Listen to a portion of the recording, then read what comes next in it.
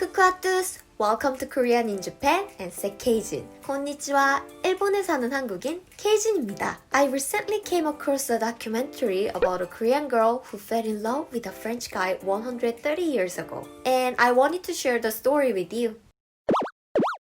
In Korea. This is a book about Korea written by Hippolyte Frangdang, a French diplomat in Korea, and published in France in 1905. He wrote about Korean culture, customs, daily life he experienced during his stay in Korea. It also tells the story of Lee Jin, a beautiful Korean dancer. In 1890, Plancy, another French diplomat and a friend of the author, visited the palace in Korea. There were dancers who belonged to the government, and he fell in love with one of them. She was beautiful and her name was Lee Jin. But he had to leave Korea. He couldn't live without her, so he decided to take her with him. He persuaded the Korean king, and the king allowed him to take Lee Jin. Plancy stayed in Japan as a diplomat for 1 year and 8 months, and Lee Jin was with him. After that, he went back to France with her. It took 40 days to go to France, and they finally arrived in France in May 1893. At that time, Paris was enjoying a golden age known as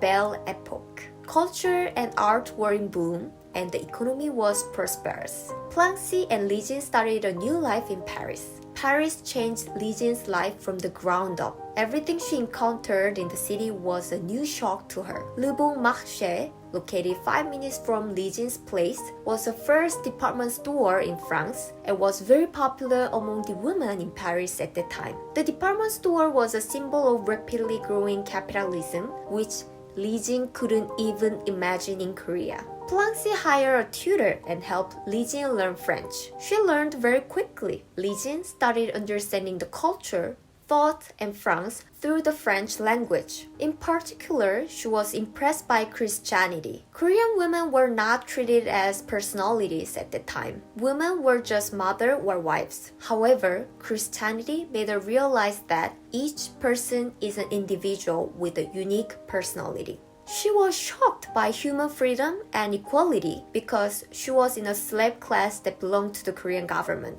She had to just follow whatever the government asked her to. She couldn't make any decision herself because she didn't have any freedom. But everyone in France had their own right. Also, politically, it was a republic, so there was no king like Korea. Legally, everyone was equal and everyone was free. This was something unimaginable in Korean society. Paris changed everything about Lee Jin's life and spirit, everything about her. She opened her own eyes, and she showed her hidden qualities as an artist too. She was the first modern woman in Korea. French people like sharing their experiences and having discussions in cafes. Lee Jin experienced this atmosphere of Parisian high society with Plancy. She was always outstanding just because she was from the Far East and she looked very different. However, she lost her smile at some point.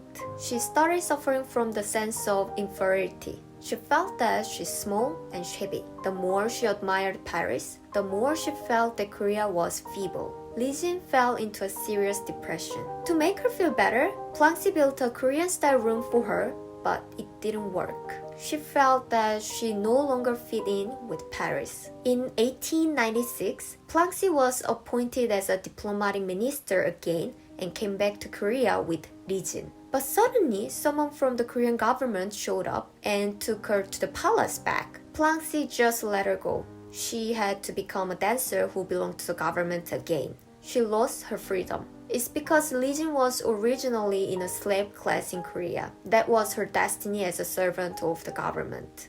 After experiencing the modernity of Paris, she couldn't accept the reality. In Korea, there was no freedom, equality, and any right for her. Her last choice was suicide. She swallowed pieces of gold and she ended her life.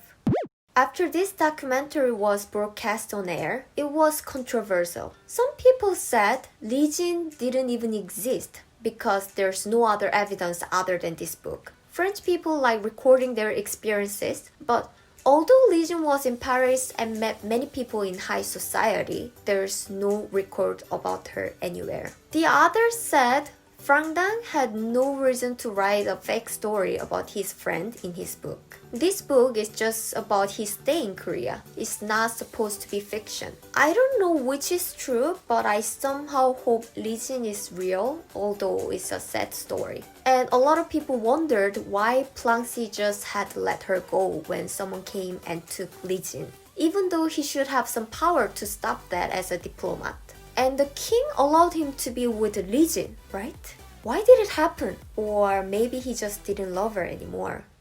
Anyway, how was the story? I hope you enjoyed it. And if any of you in France find evidence about Lee Jin, could you please let me know? I'm so curious about what actually happened to her while she was in Paris. If you like this video, please don't forget to give a thumbs up and subscribe to this channel and turn on the notification so you can get more information about Korea and Japan from me. Thank you for watching this video. See you in my next video next Monday. Bye bye.